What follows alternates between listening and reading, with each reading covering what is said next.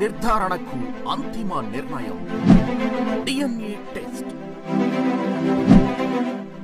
ఉన్నది ఉన్నట్లుగా వాస్తవాలను శోధించి వివరించే మన డిఎన్ఏ టీవీ, మన రాష్ట్రం, మన ఛానల్. నమస్కారం, డిఎన్ఏ న్యూస్ కి స్వాగతం. ముందుగా ముఖ్యాంశాలు. రాష్ట్రంలోని వరద ప్రభావిత ప్రాంతాల్లో పర్యటించిన కేంద్ర బృందం. కేంద్ర హోంశాఖ అదనపు కార్యదర్శి సంజీవ్ కుమార్ జిందాల్ నేతృత్వంలో నగరానికి చేరుకున్న బృందం విపత్తు నిర్వహణ సంస్థ ప్రధాన కార్యాలయంలో అధికారులతో కేంద్ర బృందం సమీక్ష. బుడమేరు ముంపు ప్రాంతాలని పరిశీలించిన సీఎం చంద్రబాబు. విజయవాడ కలెక్టర్ కార్యాలయం నుంచి ఎనికేపాడు మీదుగా పొలాల్లో కొనసాగిన పర్యటన. బాధితులకి ప్రభుత్వం అండగా ఉంటుందని సీఎం భరోసా.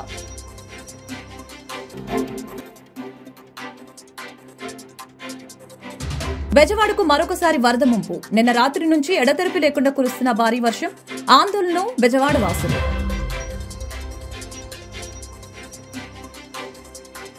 రాష్ట్రంలోని వరద ప్రభావిత ప్రాంతాల్లో కేంద్ర బృందం పర్యటిస్తుంది. కేంద్ర హోంశాఖ అదనపు కార్యదర్శి సంజీవ్ కుమార్ జిందాల్ నేతృత్వంలోని బృందం నగరానికి చేరుకుంది.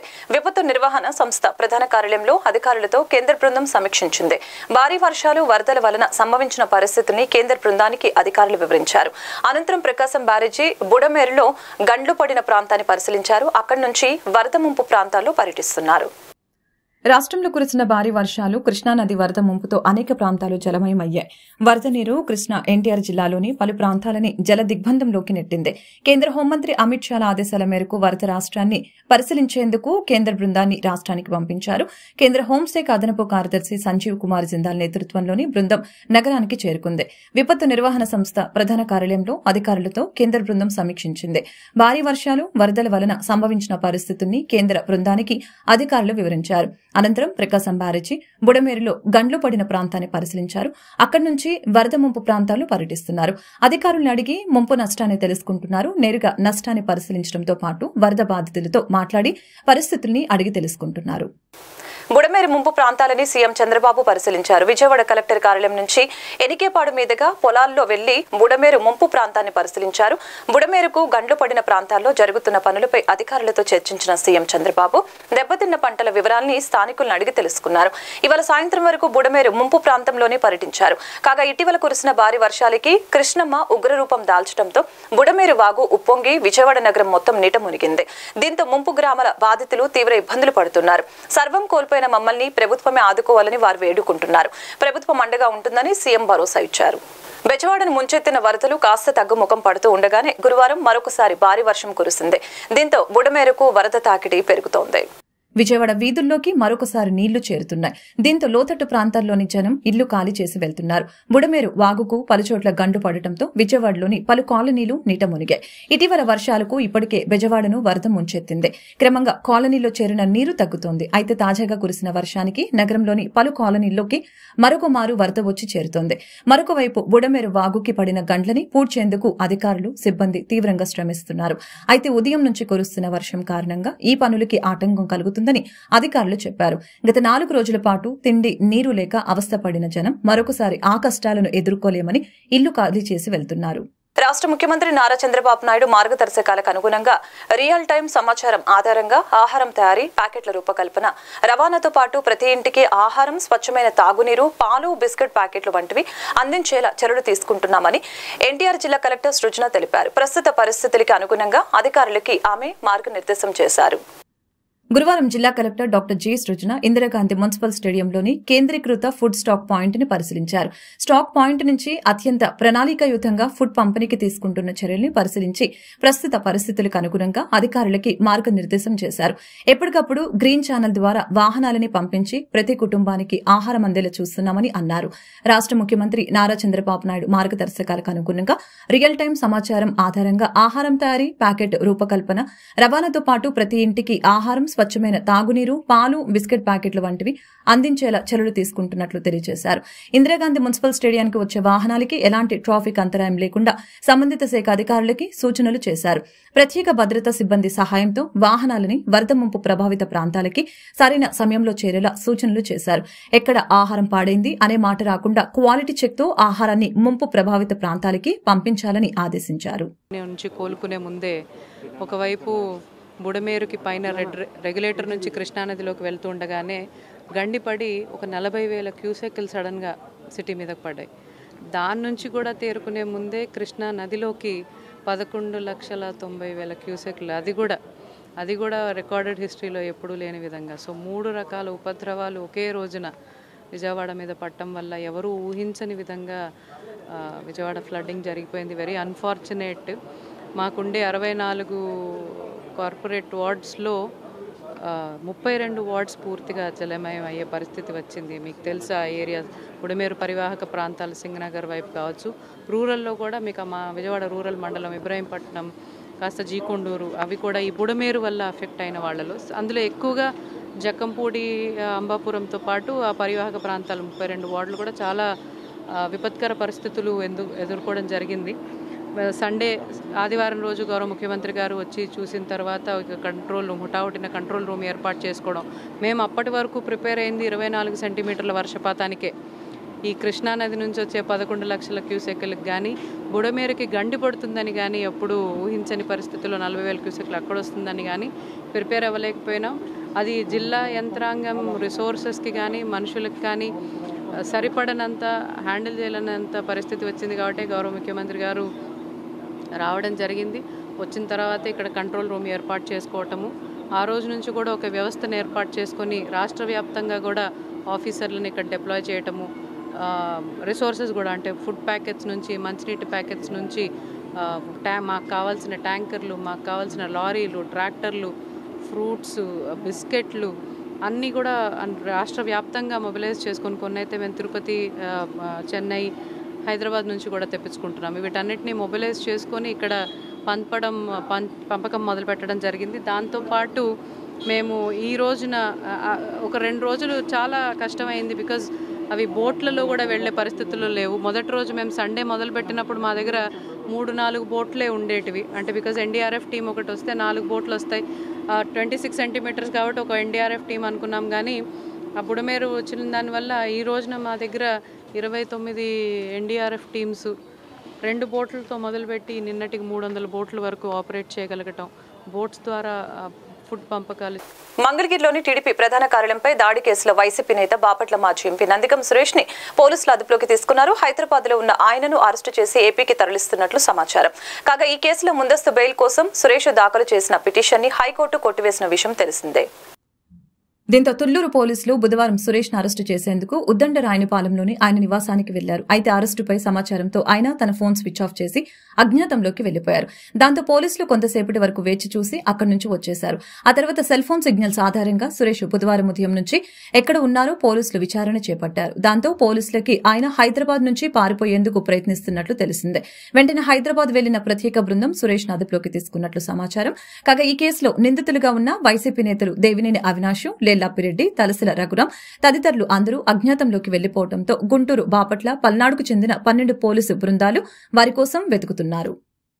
సత్యవేడు నియోజకవర్గం ఎమ్మెల్యే కోనేటి ఆదిమూలం తనను లైంగికంగా వేధించాడంటూ టీడీపీ మహిళా నేత ఒకరు ఆరోపించిన విషయం తెలిసిందే. ఈ లైంగిక వేధింపుల ఆరోపణల్ని తీవ్రంగా పరిగణించి టీడీపీ అధిష్టానం ఆయనపై చర్యలకి ఉపక్రమించింది. పార్టీ నుంచి సస్పెండ్ చేస్తూ నిర్ణయం తీసుకుంది. మహిళపై అసభ్యంగా ప్రవర్తించినందుకు పార్టీ క్రమశిక్షణ చర్యల్లో భాగంగా సస్పెన్షన్ వేటు వేసింది. ఈ మేరకు పార్టీ రాష్ట్ర అధ్యక్షులు పల్లా శ్రీనివాసరావు ప్రకటించారు.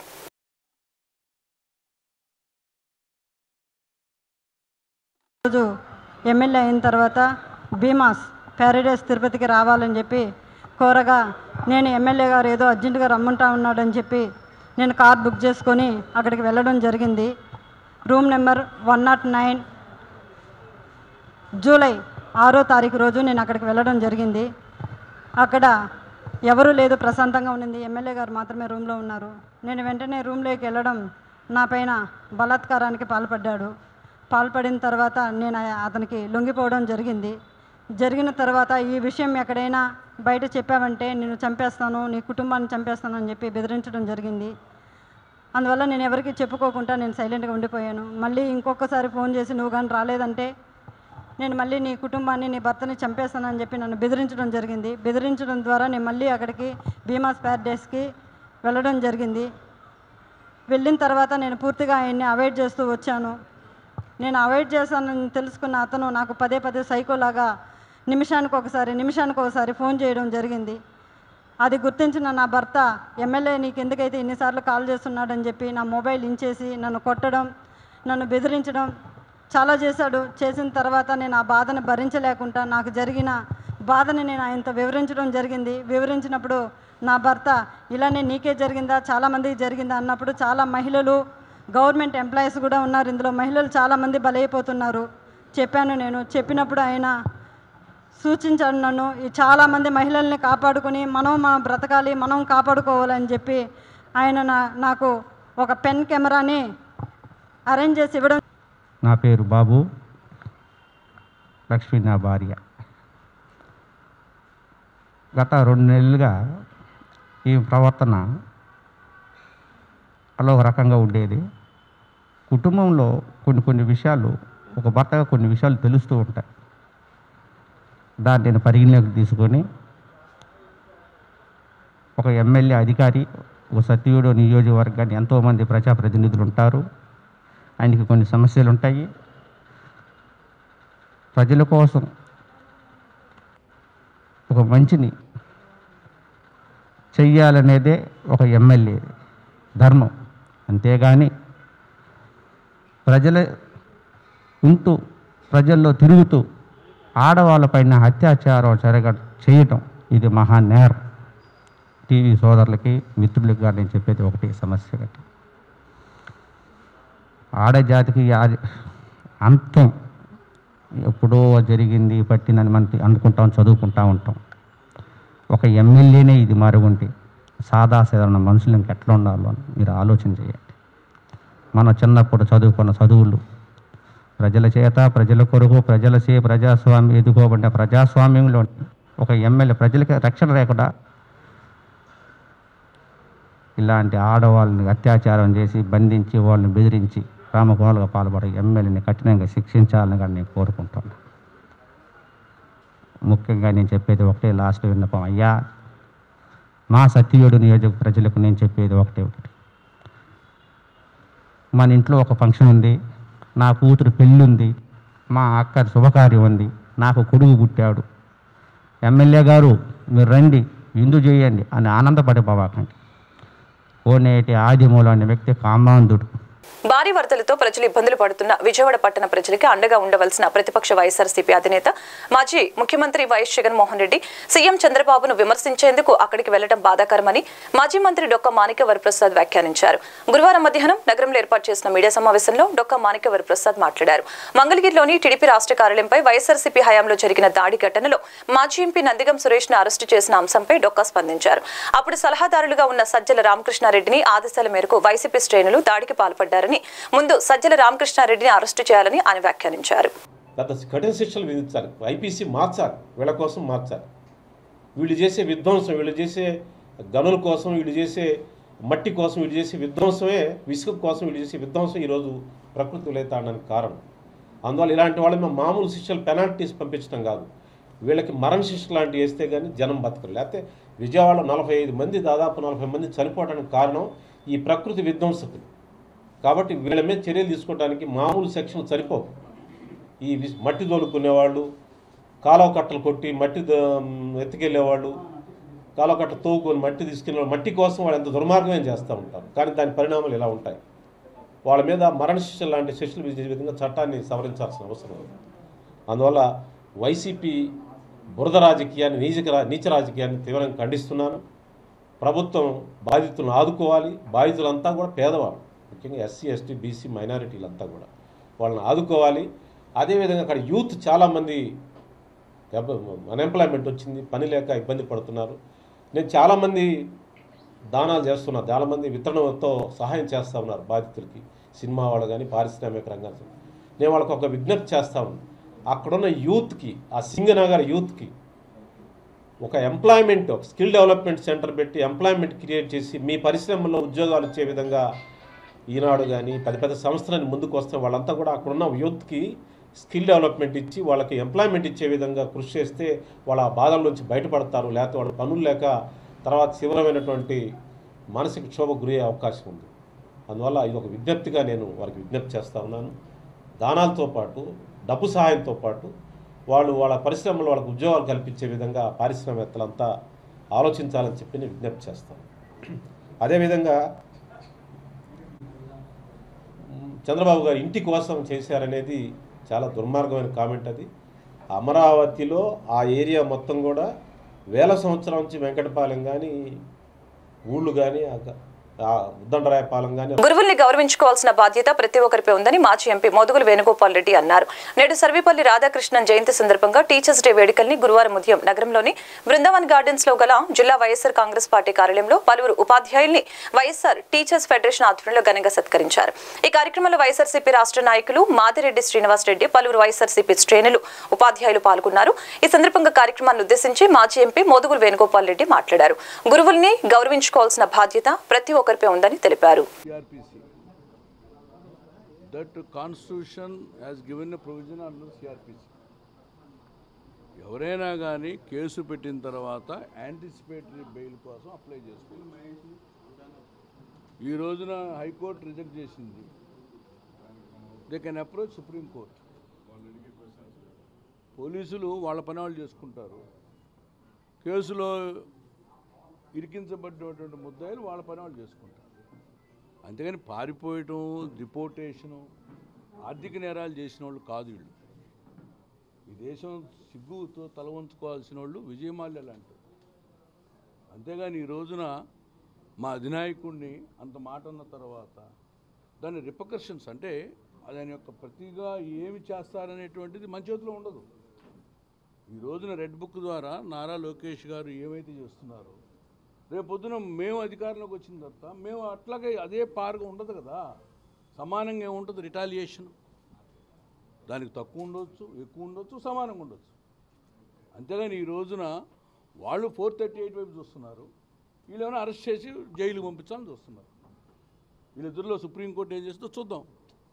అంతేగాని పారిపోవడం అనేది ఉండదు. ఎందుకంటే చేసిన తర్వాత అప్పటి గారు గుంటూరులో చాలా రోజులు ఉన్నారు. అందుకని వాళ్ళకున్న అంశాన్ని వాళ్ళు పరిశీలించుకుంటారు. పారిపోవడం అనేది. నెక్స్ట్ నల్లపాడు పోలీస్ స్టేషన్ పరిధిలో ఇద్దరు ముద్దాయిలు అరెస్టు. మీడియా ముఖంగా వెల్లడించిన పశ్చిమ డీఎస్పీ పి మల్లికార్జునరావు, ఉప్పల సురేష్ 30 సంవత్సరాలు, కదివలసు నరసింహారావు 39 సంవత్సరాలు ఇద్దరు నిందితుల్ని అరెస్టు చేసినట్లు వెల్లడించారు డీఎస్పీ. వీరిద్దరిపై పలు పోలీస్ స్టేషన్లలో కేసులు ఉన్నట్లు గుర్తించారు. సుమారు 5 కేజీల వెండి ఆభరణాలు, బంగారు చైను, చెవిదిద్దులు స్వాధీనం చేసుకున్నట్లు వెల్లడించారు డీఎస్పీ. ఇద్దరు ముద్దాయిల్ని రిమాండ్కి తరలిస్తున్నట్టు తెలిపారు.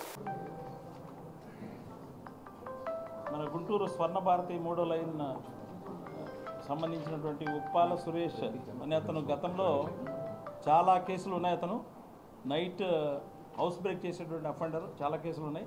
అతనికి జైల్లో కందివలస నరసింహారావు అనే అతను రౌడీ షీటర్ పరిచయం అయ్యారు.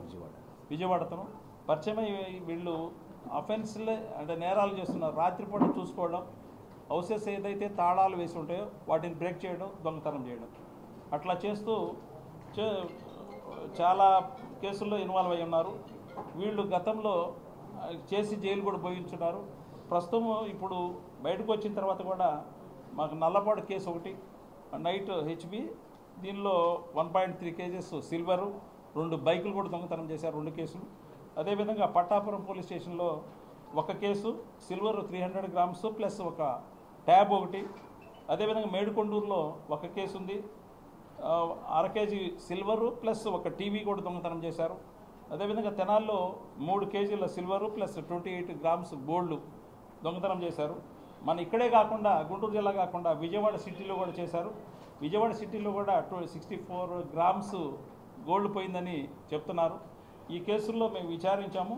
ఇంటాక్ట్ ప్రాపర్టీ ఏదైతే దొంగతనం చేశారో దాన్ని మా సిఐ గారు, ఎస్ఐ బాబురావు, వాళ్ళ సిబ్బంది సుబ్బారావు వాళ్ళంతా కూడా కష్టపడి వీళ్ళని పట్టుకొని ఈరోజు హుసన్నా మందిర్ దగ్గర 11 గంటలకి గోరంట్ల దాటిన తర్వాత అమరావతి రోడ్లో హుసన్న మందిర్ దగ్గర 11 గంటలకి వాళ్ళు పట్టుకొని చాకచక్యంగా పట్టుకొని ఇంటాక్ట్ ప్రాపర్టీ అంతా కూడా రికవరీ చేశారు. వీళ్ళు గతంలో కూడా చాలా అఫెన్స్లో ఇన్వాల్వ్ అయి ఉన్నారు. వీళ్ళకి షీట్లు కూడా ఉన్నాయి, ఇద్దరికి షీట్లు ఉన్నాయి. కాబట్టి వీళ్ళని రిమాండ్కి పంపిస్తామన్నాం.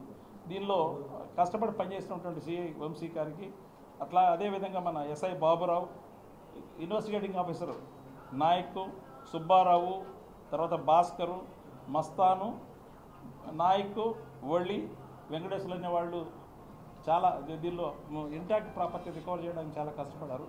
వాళ్ళకి కూడా హృదయపూర్వకంగా రివార్డ్స్ మా అభినందనలు అందజేస్తూ ఎస్పీ గారి ద్వారా రివార్డ్స్ కూడా అందజేయడం జరుగుతుంది. ఇవే కాకుండా గతంలో కూడా చాలా అఫెన్స్ చేస్తున్నారు కాబట్టి వీళ్ళకి షీట్లు కూడా ఓపెన్ చేస్తాం. అదేవిధంగా మనం మీరు ప్రజలకి మీరు చెప్పాల్సింది ఒకటి, ఎవరైతే నైట్ ఇన్మేట్స్ తాళాలేసి బయటికి వెళ్తున్నారో వాళ్ళు మా పోలీసు బీటు వాళ్ళకి మా పోలీస్ స్టేషన్లో మా పోలీస్ స్టేషన్లో LHMS అనేటువంటిది ఒకటి ఉంది.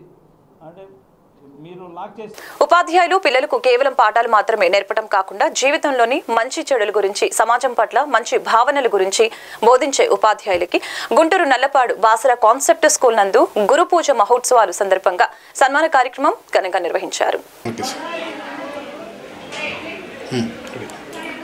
డాక్టర్ సర్వేపల్లి రాధాకృష్ణన్ గారి జన్మదిన సందర్భంగా ఈరోజు దేశమంతా గురు పూజోత్సవం జరుపుకుంటుంది. ఉపాధ్యాయ దినోత్సవం సందర్భంగా మరి విద్యార్థులకు మంచి చెడులను బోధిస్తూ విలువైనటువంటి విద్యను అందిస్తున్నటువంటి ఉపాధ్యాయులందరికీ కూడా మరి గురు పూజోత్సవ శుభాకాంక్షలండి. దేశ భవిష్యత్తును నిర్ణయించి పౌరులను తీర్చిదిద్దే గురువులు, మంచి చెడులను బోధించే అధ్యాపకులు, భావితరాలను అభివృద్ధి పదంలో నడిపించే విద్యావేత్తలు, విద్యార్థుల ఆలోచనలను రూపుదిద్దే శిల్పులు, రేపటి సవాళ్లను ఎదుర్కొనేలా సిద్ధం చేసే బోధకులు, వాస్తవాలను బోధించి సరైన మార్గం నిర్దేశించే మార్గదర్శకులు, విలువలు, బాధ్యత, భవిష్యత్తును పరిచయం చేసిన గురువర్యులు, విద్యను నేర్పి వివేకాన్ని పెంచి వారి కాళ్ళ మీద వారు నిలబడగలిగే మలిచే అపార బ్రాహ్మణులు, అనుభవాలను రంగరించి జీవితాన్ని తీర్చిదిద్దే సాధకులు, కాలం ఒక్కసారి వెనక్కి వెళ్ళినా వెళ్ళకపోయినా, కాలం మారినా మారకపోయినా ఎప్పటి ఉపాధ్యాయుల స్థానాన్ని ఇంకెవ్వరూ భర్తీ చేయలేరు. అందుకే జన్మనిచ్చినటువంటి తల్లిదండ్రుల తర్వాత స్థానం గురువుకి ఇచ్చారు. మరి ఈరోజు ఈ ఉపాధ్యాయ దినోత్సవ సందర్భంగా ప్రతి గురువుకు శిరస వంచి పాదాభివందనం చేస్తున్నాను. గుంటూరు ఆర్టీఓ కార్యాలయం road Sri Maurya convention hall వద్ద hotels and allied institutions welfare association Guntur జిల్లా ఆధ్వర్యంలో గురువారం వరద బాధితుల సహాయార్థం విజయవాడకు వెళ్తున్న ఆహార పంపిణీ వాహనాలకు గుంటూరు పశ్చిమ ఎమ్మెల్యే గల్లా మాధవి పచ్చ జెండా ఊపి ప్రారంభించారు. నమస్కారం అండి. ఈరోజు విజయవాడ వరద బాధితుల కోసం భారీగా ఫుడ్ పంపిణీ మన హోటల్స్ అసోసియేషన్ వాళ్ళు చేస్తున్నారు. సుబ్రహ్మణ్యం గారు, సాంబశివరావు గారు అండ్ హోటల్ యాజమాన్యాలు మొత్తం కూడా కలిసికట్టుగా ఈరోజు బ్రెడ్, వాటర్ విజయవాడ వరద బాధితులకు పంపిస్తున్నారు. ఇంకా జలదిగ్బంధంలోనే చాలామంది ఉన్నారు. మళ్ళీ కూడా నిన్న రాత్రి వర్షం కురిసింది. అది బయట వేసే పరిస్థితుల్లో ప్రభుత్వం చాలా తీవ్రంగా సహాయ చర్యలు చేపడుతూ ఉంది. అదేవిధంగా గుంటూరు పశ్చిమ నుంచే చాలా వరకు ఆహారం తరలి వెళ్తూ ఉంది అక్కడ సహాయార్థం కోసం. అయితే హాస్యాస్పదంగా ఈరోజు ఆకలి చావులతో చచ్చిపోతున్నారు అని పేపర్ల నిండా, సాక్షి పేపర్ల నిండా వేస్తూ ఉన్నారు. జగన్మోహన్ రెడ్డి గారు ఎలాంటి సహాయం లేదు అని చెప్పి విమర్శిస్తూ ఉన్నారు. వాటన్నిటికీ ధీటుగా ఈరోజు ఒక్క పశ్చిమ నియోజకవర్గం నుంచే ఎన్నో రకాల సంస్థలు అలాగే ట్రస్టులు కొన్ని వేల తరబడి ఆహార పదార్థాలని పంపిస్తూ ఉన్నారు. అలాంటిది రాష్ట్ర వ్యాప్తంగా ఎంతమంది విజయవాడకి ఆహారం అక్కడికి పంపిస్తూ ఉన్నారో మనం చెప్పుకోదగ్గ విషయము. అక్కడికి వెళ్ళి స్థితిగతుల్ని పరిశీలించి నిజంగా ఇబ్బంది పడుతున్న ప్రజల్ని మనం మాట్లాడితే వారికి చాలా క్లియర్గా చెప్తారు. అలాంటిది దూరంగా ఉండి కనీసం దగ్గర కూడా వెళ్లకుండా విమర్శించే వ్యక్తుల్ని మనం తీవ్రంగా ఖండించాల్సిన విషయం కూడా ఉంది ఈరోజు. కాబట్టి వీరందరికీ కూడా ప్రత్యేకమైన కృతజ్ఞతలు. ఇంకా మరిన్ని సహాయ చర్యలు ఇంకా ఏదైనా కావాలన్నా కూడా మేము ఎప్పుడు ముందుంటాము. ప్రజాప్రతినిధులందరూ కూడా సహాయార్థం ముందుంటారు. ఇలాంటి స్వచ్ఛంద సంస్థలు ఎప్పుడు యాజమాన్యాలు ఎప్పుడూ రెడీగా ఉన్నారు సేవా కార్యక్రమాలకి. కాబట్టి ప్రజలందరూ భయాందోళన పడాల్సిన అవసరం లేదు.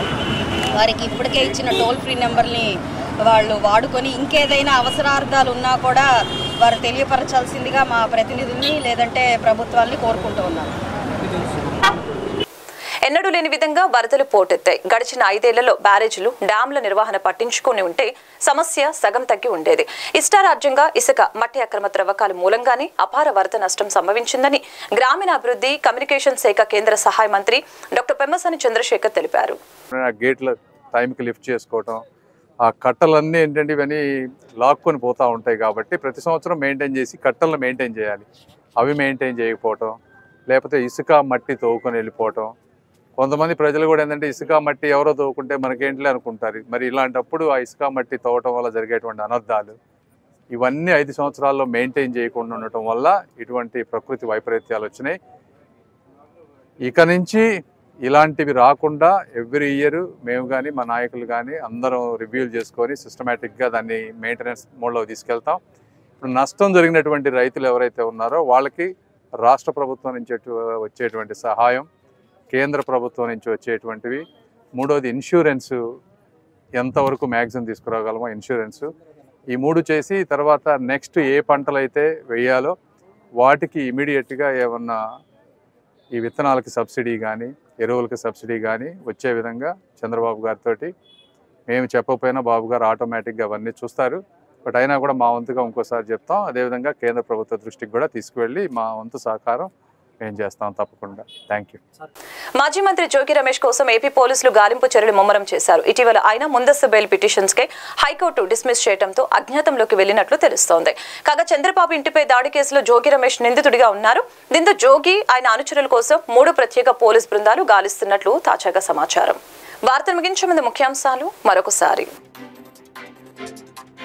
రాష్ట్రంలోని వరద ప్రభావిత ప్రాంతాల్లో పర్యటించిన కేంద్ర బృందం.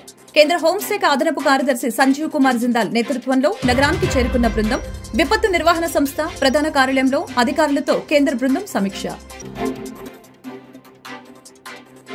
బుడమేరు ముంపు ప్రాంతాలన్నీ పరిశీలించిన సీఎం చంద్రబాబు. విజయవాడ కలెక్టర్ కార్యాలయం నుంచి ఎనికేపాడు మీదుగా పొలాల్లో కొనసాగిన పర్యటన. బాధితులకి ప్రభుత్వం అండగా ఉంటుందని సీఎం భరోసా.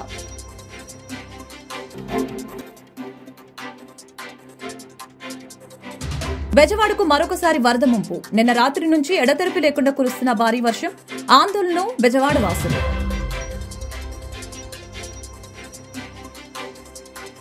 ఈ వార్తలు ఇంతటితో సమాప్తం. మరొక బులెటిన్ మళ్ళీ కలుద్దాం. నమస్కారం.